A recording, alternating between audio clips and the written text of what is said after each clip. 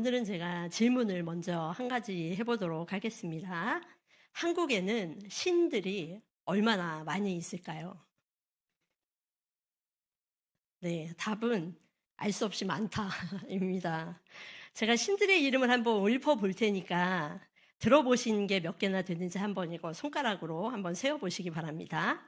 환인, 하느님, 상제, 천지왕, 마고, 웅녀, 미륵, 설문대 할망, 선도 성모, 바리대기, 고수레, 자청비, 오늘이, 삼신할미, 가문장아기, 염라대왕, 칠성신. 네, 많죠. 예. 근데 아직 이렇게 몇 개는 들어봤는데 아마 못 들어본 게 굉장히 많으실 겁니다. 자, 그렇다면 제가 이번에는 많은 신들 중에 가택신, 그러니까 주택, 집에 거주하는 신들을 한번 대볼 테니까 얼마나 아는지 한번 보십시오.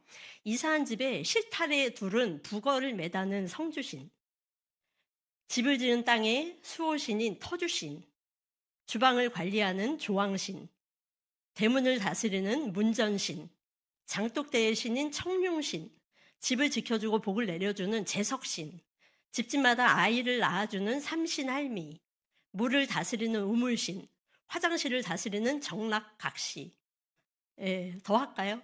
예, 오늘 이거를 계속 얘기하다 보면 오늘 설교를 못할 것 같아서 이만 줄이도록 하겠습니다. 한국의 신관은 이렇게 집뿐만 아니라 제가 지금 가택신을 이렇게 이야기했는데 집뿐만 아니라 모든 곳곳 하늘부터 땅까지 모든 곳에는 온갖 사물과 모든 현상을 나타내는 이 삼라만상이라고 이야기하죠. 삼라만상은 모든 신들이 다 지배를 하고 다스리고 관리한다라고 이야기를 합니다. 그리고 이 한국에 있는 신들은 영역이 다 정해져 있어서 자기의 영역에서 벗어나서 다른 영역을 침범할 수 없습니다. 그리고 다른 신들이 하는 역할을 뺏어서 자기가 할 수가 없습니다. 그러니까 범위도 정해져 있고 본인이 해야 하는 역할도 정해져 있는 게 우리 한국의 신관입니다. 자, 그런데 여기에는 두 가지 치명적인 문제가 있습니다. 그것은 뭐냐면 신들조차도 서로 전지하지 않다는 거예요. 그래서 다 알지 못해서 자기가 다스리는 그곳만 알아. 그래서 다른 신들이 하는 역할은 알지 못한다 해서 전지함에 대해서 하나 문제가 있고, 또 하나는 뭐냐면 무소부재하지 않다는 거예요. 딱 그 영역에만 있어서 다른 곳에 가면 자기의 모든 신의 능력이 떨어진다라고 여기기 때문에 이 전지전능, 전지함과 무소부재에 있어서 신관이 굉장히 큰 난봉에 봉착을 하게 됩니다.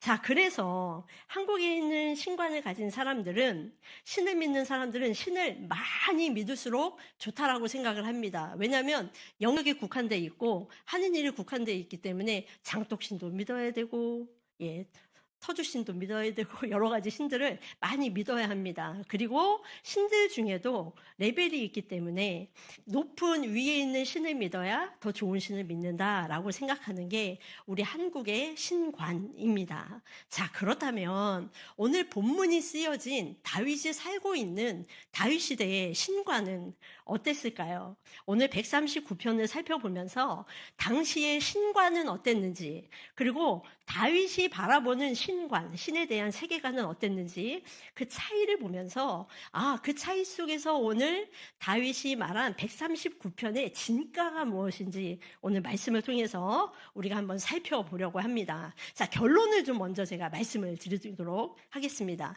시편 139편에서 다윗은 네 가지로 하나님의 속성을 이야기합니다. 첫 번째는 하나님은 전지하시다입니다. 그리고 두 번째로 하나님은 무소부재하시다입니다. 무소부재라는 말이 뭐죠? 아니 계신 곳이 없이 다 계시다는 것입니다.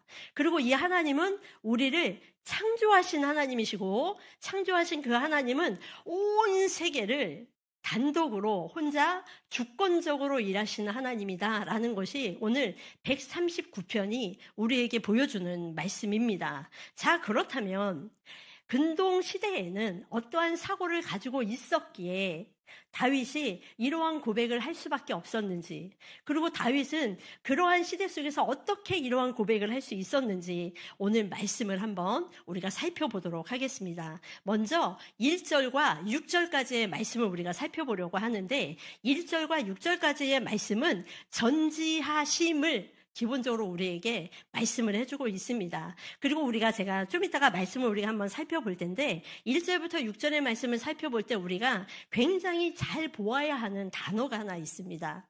그 단어가 뭐냐면, 우리 성경에는 다 아시오니, 나를 아십니다, 알아차리셨습니다, 아십니다, 다 이 단어거든요. 그러니까 누가 아신다는 거예요? 하나님이 모든 것을 다 아신다라는 거예요. 그런데 우리 동사로는 알다라는 단어인데, 이 원문에 보면 세 가지 단어로 알다라는 말을 표현을 해놨습니다. 그 하나는 야다라는 동사인데, 우리가 너무나 잘 알고 있다시피 이 야다라는 동사는 보통의 관계에서 이야기하는 것이 아니라 부부가 성관계를 할 정도로 비밀된 모든 것들을 서로 관계적으로 친밀하게 알다라고 할 때 사용되는 단어가 이 야다라는 단어입니다. 또 하나는 라라는 단어인데, 이거는 보다라는 뜻이거든요.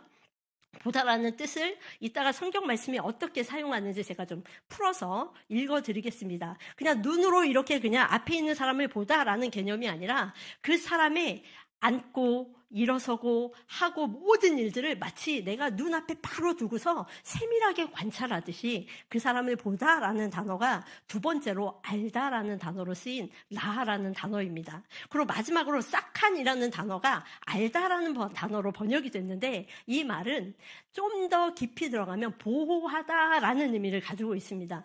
너무나 잘 알아서 너무나 잘 관찰한 나머지 하나님이 하나님의 백성을 어떻게 해요? 감싸 안듯이 보호하다, 그렇게 내가 너를 알 거야 라는 세 가지의 기가 막힌 동사가 오늘 본문에 나옵니다. 그리고 특별히 1절에 보면 살펴보다 라는 말이 나오는데, 이 살피다라는 동사의 어원의 뜻은 마치 광부가 채석장에 가서 금을 캐낼 때 그냥 조그만 금의 미세한 그 알갱이를 잘 캐내기 위해서 샅샅이 살펴보듯이 그러한 단어를 오늘 1절에서 우리에게 사용하고 있다는 겁니다. 자, 그렇다면 제가 세 가지 동사의 의미를 설명을 해드렸으니 그러한 말씀을 가지고 1절부터 6절까지 제가 한번 의역을 해서 읽어보겠습니다. 오늘 성경 말씀을 보시고 같이 비교하면서 들어주시면 감사하겠습니다.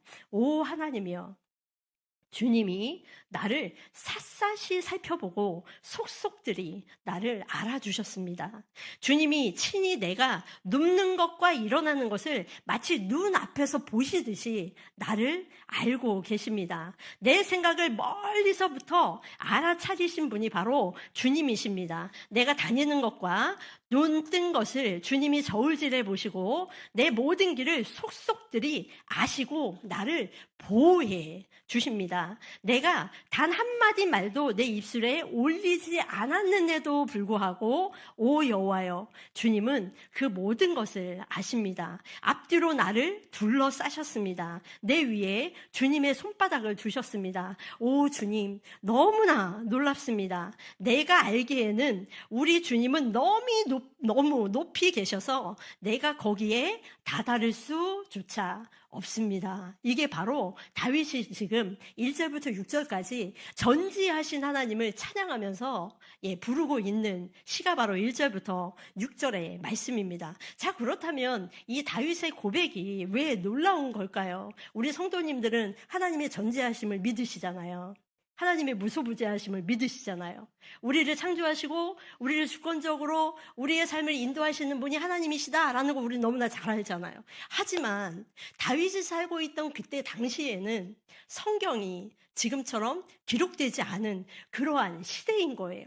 그리고 그때 당시에 신과는 어떠한 시대였냐면, 그것을 알면 다윗의 이 고백이 너무나 값지고 너무나 놀라운 거구나 라는 것을 우리가 짐작할 수 있을 것입니다. 아까 우리 한국의 신관에 대한 문제점을 제가 두 가지 이야기했잖아요. 뭐죠? 서로 전지하지 않다, 그리고 무소부재하지 않다. 그러한 신들을 어리석게도 믿고 있다라는 것을 제가 말씀을 드렸습니다. 자, 이 근데 이 고대 근동 지역도 비슷했었습니다. 이집트의 신들에게도 전지성이 없었습니다. 그들은 서로 속고 속이면서 이 신들의 위치에서 높은 위치로 자신의 힘을 과시하기 위해 신들의 전쟁을 했던 것이 바로 이 이집트의 신관이었습니다. 자, 신이 서로 속고 속이는 관계에 있어서 굉장히 유명한 신화가 있는데 그게 바로 오시리스 신화입니다. 제가 한번 이야기를 재밌게 꾸며보도록 하겠습니다. 이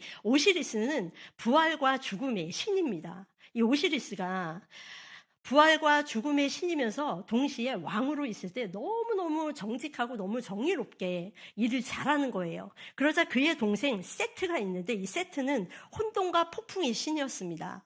그래서 질투를 한 거예요. 그래서 형이 너무 잘하는데 내가 형을 어떻게 하면 죽이고 내가 왕이 될 수 있을까? 그래서 묘책을 하나 생각을 해냅니다. 그게 바로 뭐냐면 형에 대한 질투가 너무너무 이게 커진 나머지 형의 몸체에 똑같은 상자를 하나 만듭니다. 그런데 이 상자를 그냥 만드는 게 아니라 세상에서 이 상자를 어느 누구도 견주어서 비길 수 없는 아름다운 상자를 하나 만든 거예요. 그런 다음에 이 형인 오시리스를 유혹하려고 이렇게 이야기합니다. 누구든지 이 상자에 들어가서 꽉 맞는 사람이 있다면 내가 이 상자를 그 사람에게 선물로 주겠습니다 라고 이야기를 한 거예요.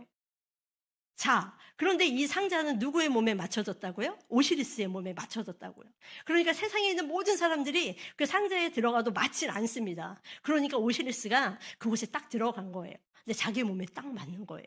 그러니까 동생인 세트가 어떻게 해요? 이때다 해서 그 상자를 묶어서 강에 버립니다.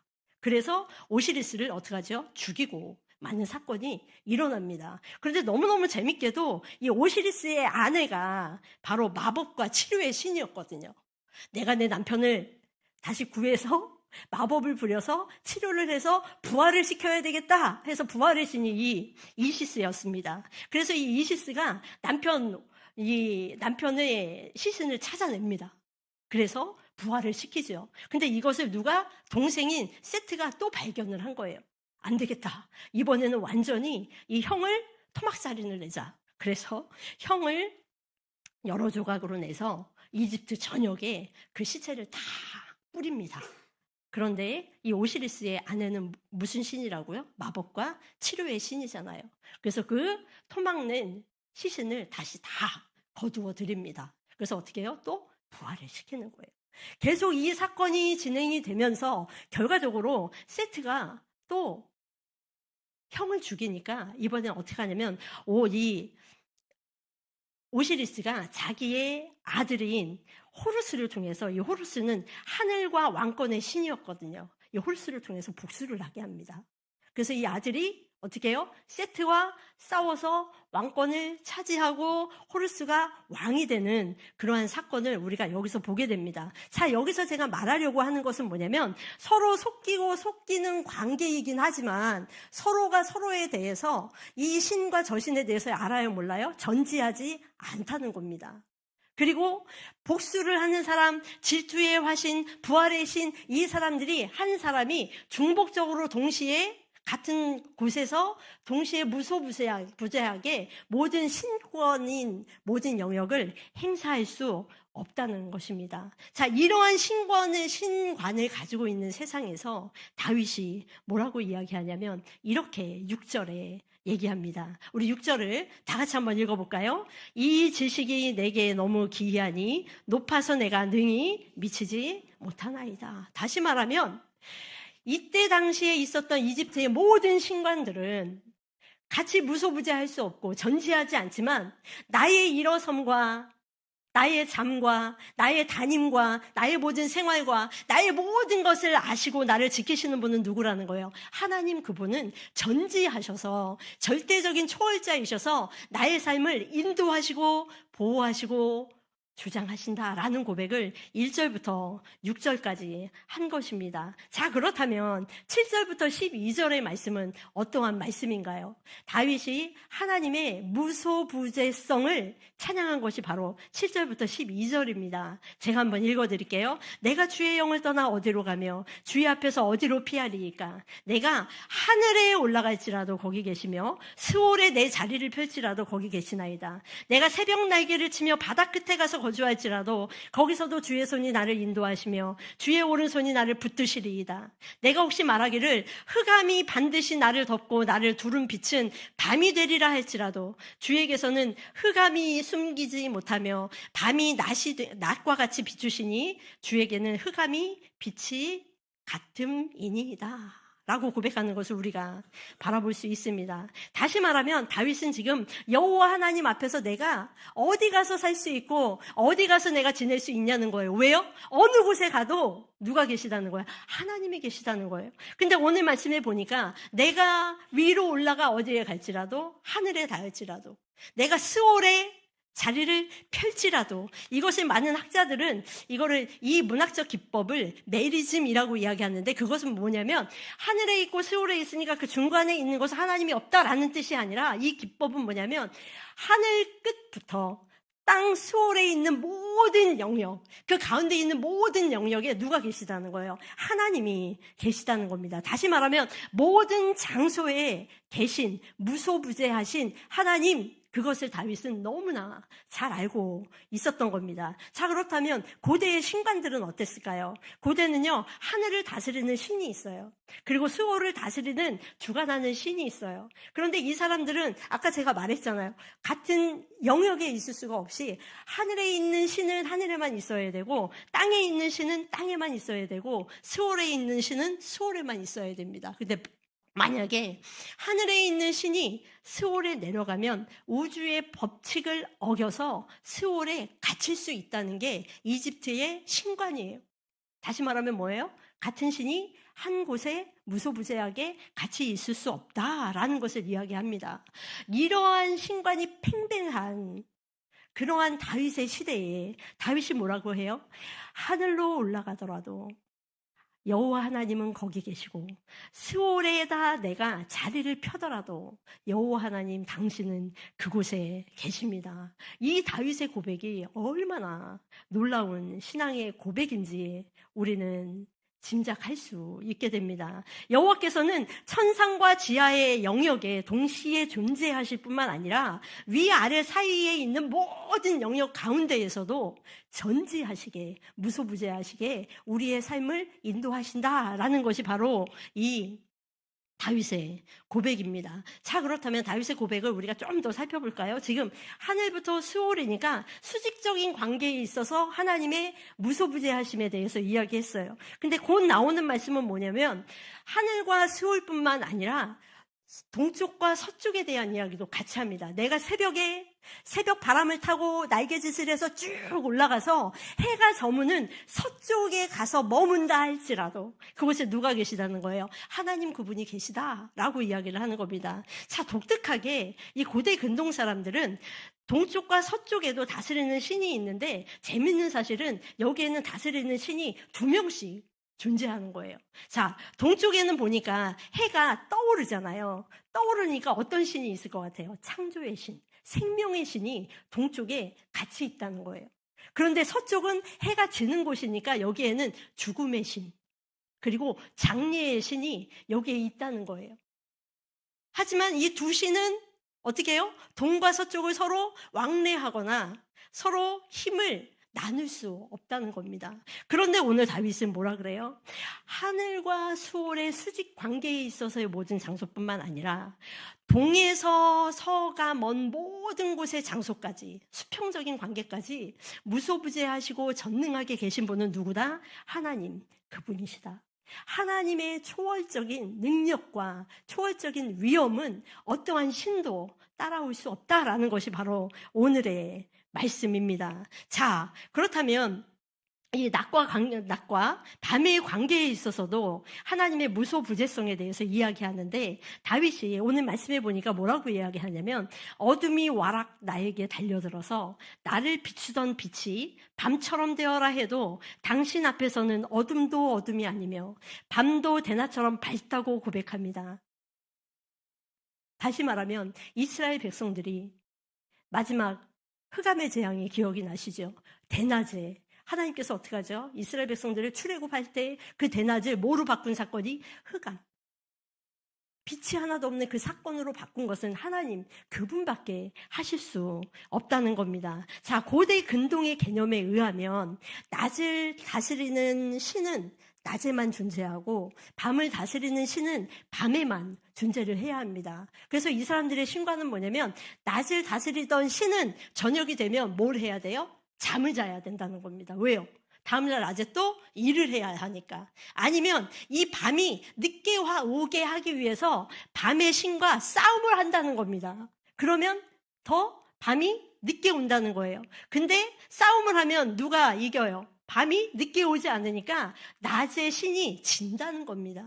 그러한 개념이 날마다 반복되는 상황이었어요. 하지만 우리 성경 말씀에 한번 볼까요? 시편 74편 16절에 보니까 이런 말씀이 있습니다. 같이 한번 읽어볼까요? 낮도 주의 것이요 밤도 주의 것이라 주께서 빛과 해를 마련하셨으니. 시편 121편 4절에 보니까 이렇게 쓰여 있습니다. 이스라엘을 지키시는 이는 졸지도 아니하시고 주무시지도 아니하시니라.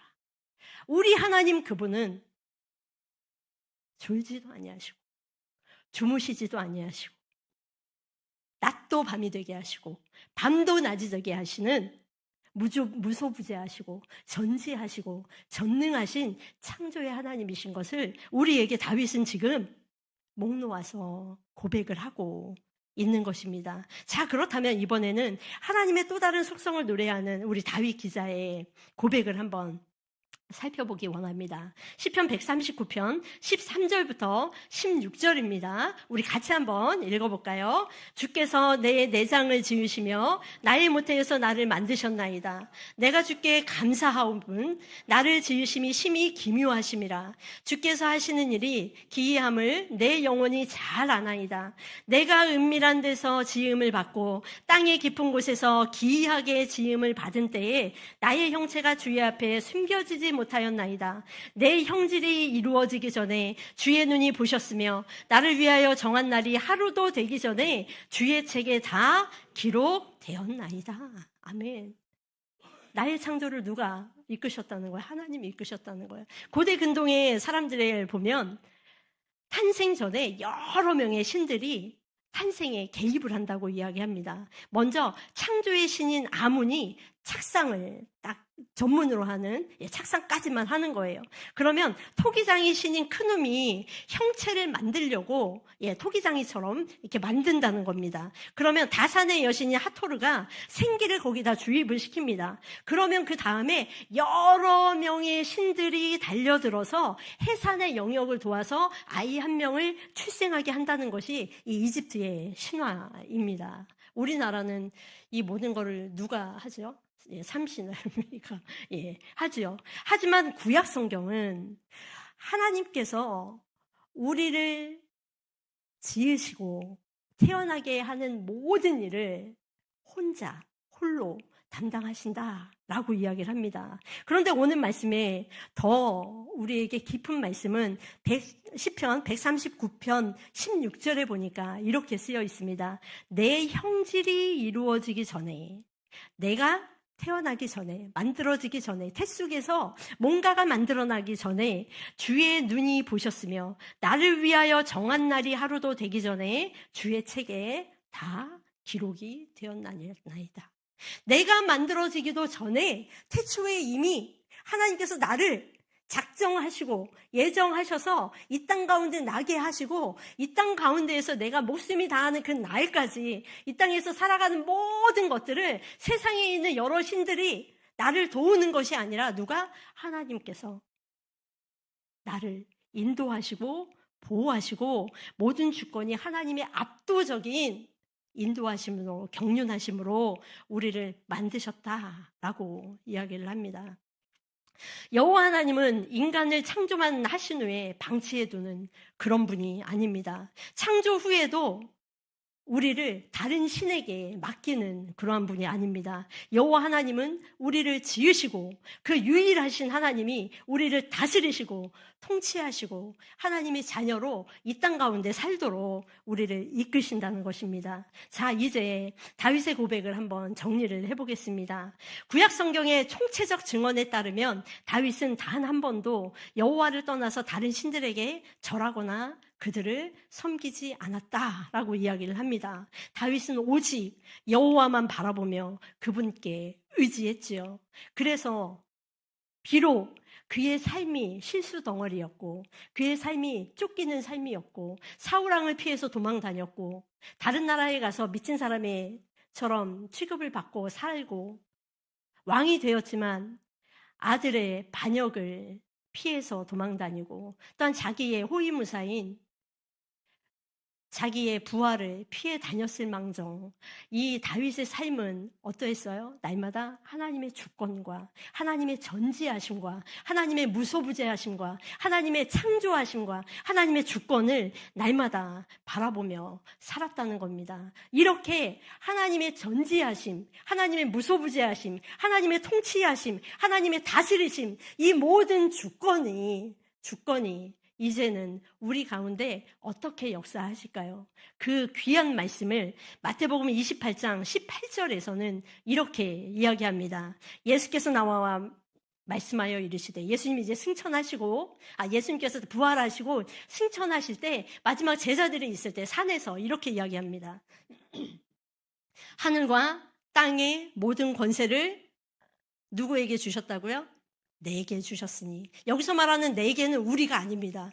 우리가 아니라 전지하심, 무소부재하심, 모든 창조, 모든 능력, 모든 주권, 모든 것에 대한 하나님의 다스리심에 대한 모든 통치를 하나님께서 누구에게 주셨다는 거예요? 예수 그리스도에게 이제 주셨다라는 겁니다.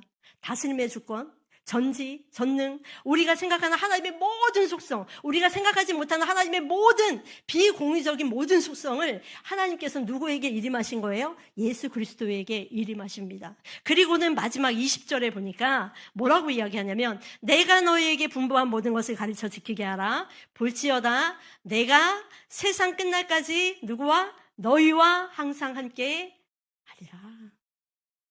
모든 주권을 거머쥐신 모든 전지함과 무소부재와 모든 속성을 하나님의 속성을 거머쥐신 그 분이 어떻게 하신대요? 우리가 죽을 때까지 이 땅에 거하는 예수 그리스도께서 오시는 그날까지 모든 것들을 우리에게 함께하여 주셔서 너희와 함께 할게 라는 겁니다. 이것을 신약의 말씀을 통해서 알고 있는 우리의 이 말씀을 이미 구약시대 때 누구는 다윗은 너무나 깊게 잘 알았던 겁니다.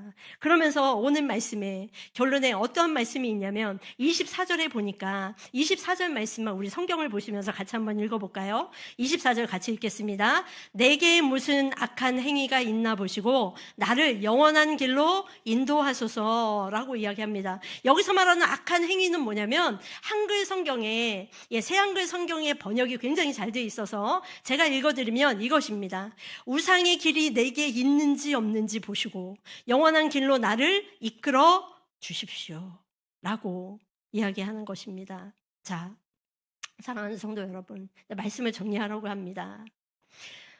우리 한국에 기독교가 들어온 지 지금 150년이 되었습니다. 우리나라도 아까 제가 말씀드렸죠. 온갖 우상과 신들이 난무하는 그러한 나라였습니다. 지금도 그렇습니다. TV의 드라마나 TV의 어떠한 프로를 봐도 미신과 다른 신들에 대한 이야기가 끊이지 않는 것이 바로 우리의 현실입니다. 우리 성도 여러분, 하나님은 신들 중에 신이 아니십니다. 하나님은 신들 가운데 우월하신 하나님이 아니십니다. 성경은 우리에게 분명히 말씀하십니다. 이 세상의 신은 유일하신 한 분, 우리 하나님 그분밖에 없다라고 우리에게 이야기를 합니다. 어젯밤에 나를 가위 눌리게 했던 그 심란한 꿈자리가 신경이 쓰이시나요? 재미로 보는 타로가 궁금하신가요? 불안해서 보는 토정 비결이나 궁금해서 보는 점 따위가 우리의 인생을 조금이라도 유익하게 할 수 있을 거라고 생각이 돼서 혹시라도 토정 비결을 보시거나 점을 보시거나 어디에 가서 예언을 들으시거나 이러한 우리 성도님들이 계시다면 오늘 시편 139편을 들은 우리는 이제 그러한 모든 행위에서 벗어나야 합니다. 왜냐하면 오늘 말씀이 우상의 길이 내게 있는지 없는지 보시고 하나님 이러한 길을 보시고 나를 영원한 길로 이끌어 주십시오라고 했던 다윗의 고백이 우리의 고백이기 때문입니다. 오늘 이제 집에 가시면 나도 모르게 내 안에 있던 우상들을 버리시기 바랍니다. 나도 모르게 나도 인지하지 못했던 내 집안에 혹시라도 우상으로 여겼던 물건들이 있다면 버리시기 바랍니다. 그리고 하나님 앞에 앞으로는 전지하시고 무소부재하시고 나를 창조하시고 나의 삶을 주권적으로 인도하시는 분은 우리 하나님 그분인 것을 날마다 믿으시며 바라보시며 살아가는 우리 성도님들이 되셨으면 좋겠습니다.